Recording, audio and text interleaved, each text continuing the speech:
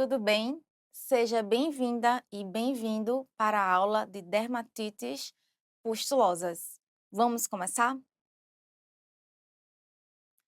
Nesse slide, eu trouxe os tópicos que serão abordados nessa aula. A gente vai conversar sobre a dermatose pustulosa subcórnea, a pega ou pustulose exantematosa generalizada aguda, a melanose pustulosa neonatal transitória e a acropustulose infantil.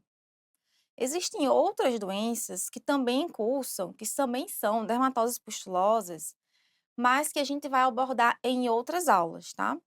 Por exemplo, a psoríase pustulosa, eu vou falar na aula de dermatites psoriasiformes. O pênfigo por IgA, eu vou falar na aula de dermatoses bolhosas. E a dermatofitose e o impetigo, a gente vai ver na aula de dermatoses infecciosas. Começando com a dermatose pustulosa subcórnea, que também é chamada de doença de Sneddon-Wilkinson. Nessa doença vão aparecer pústulas estéreis, superficiais, em superfícies flexurais, dobras axilares e ignais.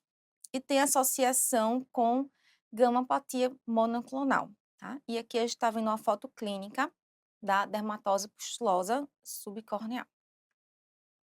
E a histologia é como o nome da doença já diz, a gente vai ver uma pústula subcórnea.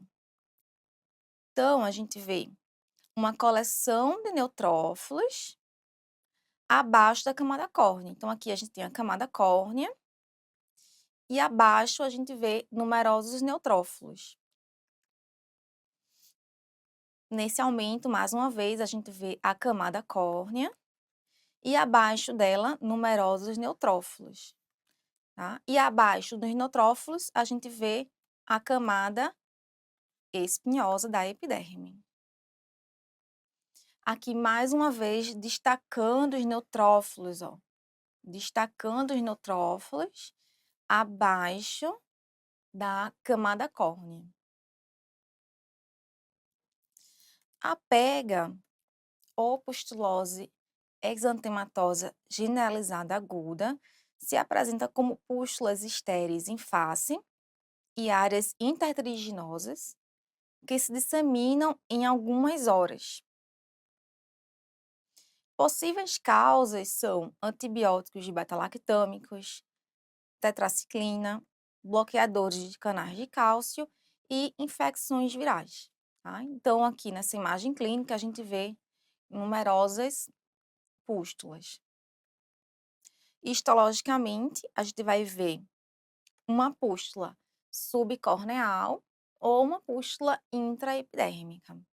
Nesse exemplo aqui, a gente vê uma pústula subcorneal aqui e aqui outra pústula subcorneal. A gente está vendo uma coleção de neutrófilos abaixo da camada córnea, tá bom? Aqui também, uma coleção de neutrófilos abaixo da camada córnea.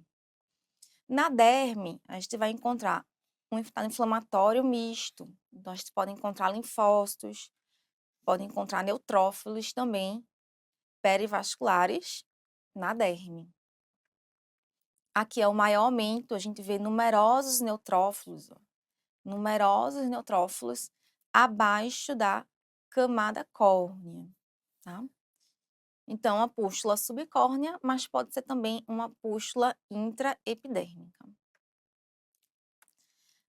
Na melanose pustulosa neonatal transitória, aparecem vesicopústulas com predileção para face, tronco e área de fraldas em recém-nascidos.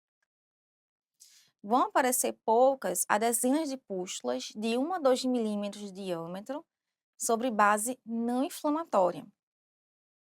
E as lesões rompem facilmente, deixando máculas hiperpigmentadas com colarete de escama. Na histologia, a gente vai ver uma pústula subcórnea ou uma pústula intraepidérmica, tá? Então, aqui a gente está vendo uma coleção de neutrófilos e pode ter também eosinófilos, tá bom? A gente pode ver dentro dessa pústula neutrófilos e a gente pode ver eosinófilos também. E essa pústula pode ser subcorneal ou intraepidérmica. Isso se a gente biopsiar a vesicopústula, mas se a gente biopsiar essas áreas de máculas hiperpigmentadas, a gente vai ver na derme melanófagos.